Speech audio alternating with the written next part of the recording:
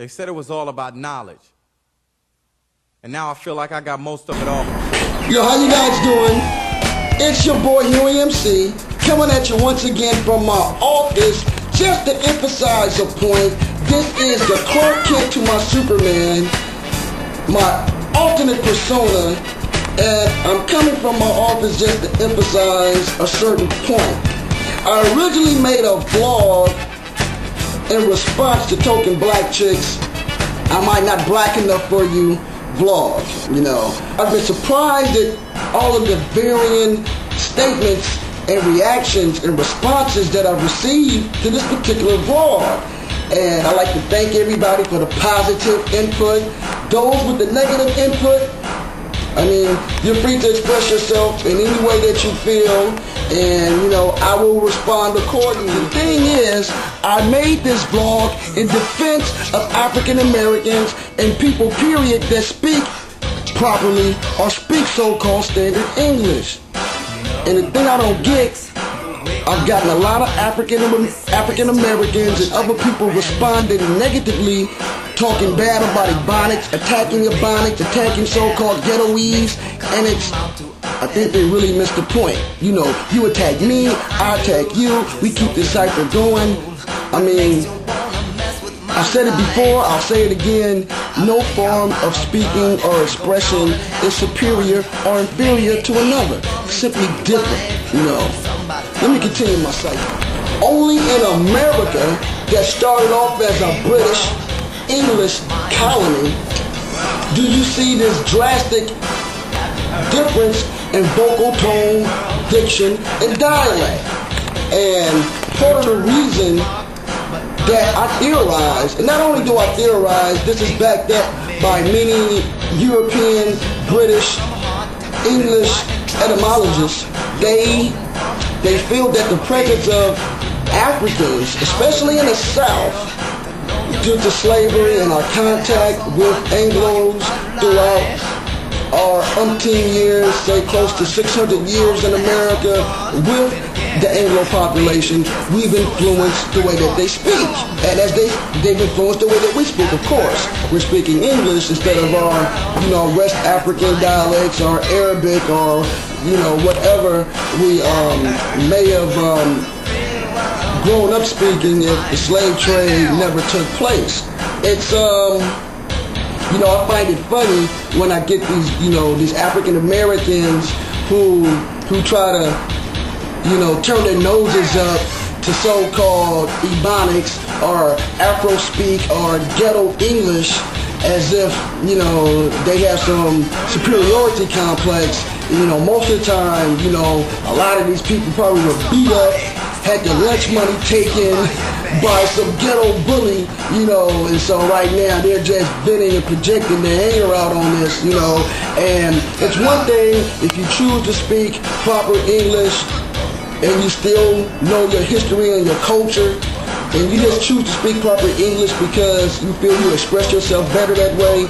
But if you're selling out, have no knowledge and wisdom of your culture, heritage, or people, and you're trying to whitewash yourself, hey, I mean, you know, what can I say? You got a problem, hope you find yourself, or hope you dig and learn your true history so you can be proud of your heritage instead of running away from it. Because I know a lot of people feel embarrassed when they hear, you know, people speaking in so-called Ebonics and they're around their white friends or white co-workers. You know, they get embarrassed, you know, and, you know, me, I understand language, the evolution of language, the usage of language, and the importance to be able to communicate to people. So there's no embarrassment at all. You know, I speak the way that I choose to speak because if I'm communicating to one person, I want to communicate my thoughts, concepts, and ideas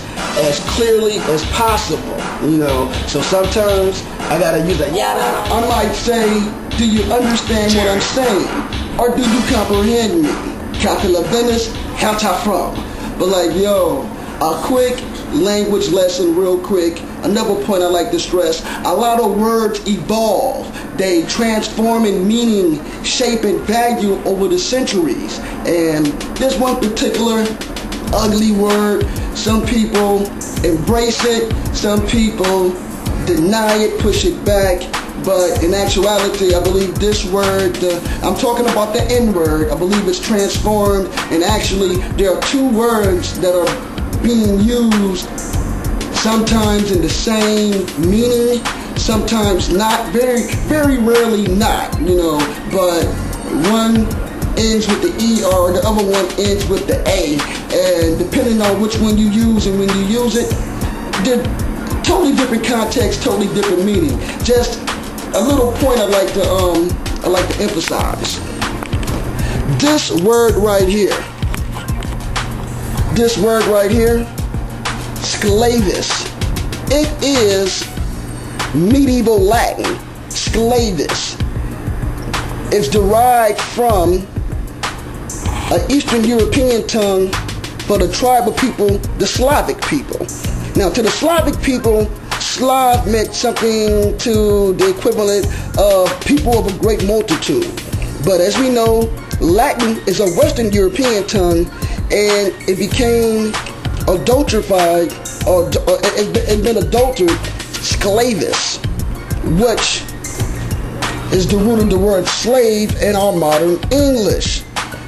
So what this means is that at a point in time, Western Europeans enslaved Eastern Europeans to such a severe point that the name of their tribe, Slavic, and the Western European tongue became something equated with a person in bondage. You know, just something I like to point out. You know what I'm saying? One of these days, I hope that, you know, we'll really get over this hump.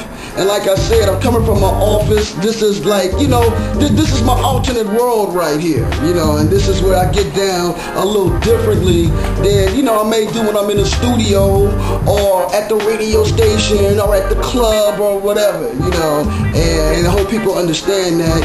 And, you know, let's grow and let's embrace each other's cultures. Like, you know, like right now, you know, you got a lot of kids from the hood partying like a rock star. You know, I never thought I'll see black people wearing those belts with the studs on it and all that. You know what I'm saying? You know, with the rocker t-shirts. I'm like, yo, but I mean, you know, we're blending. This is America. This is what it's all about. You know, our culture is dominant, and let's continue to influence the world, and let's just keep it real. You know what I'm saying? You know, every culture has contributed great things to world civilization, and so let's, like, you know, let's just give a nod to that, give a big ups to that, you know. So peace and love to everybody. Turkey Black Chick, what's upper? Keep doing your thing. Waiting for some more vlogs to come my way, you know. To everybody else that gave me a shout out, thanks, much love, you know what I'm saying. And you know, for those who don't know your history, learn yourself. You know, if you want a history lesson, a linguistic lesson, come holler at me. We can cipher, we can build. Maybe you can show me a few things, I can show you a few things. But let's continue to elevate. Shalom, assalamu alaikum, hotep, peace.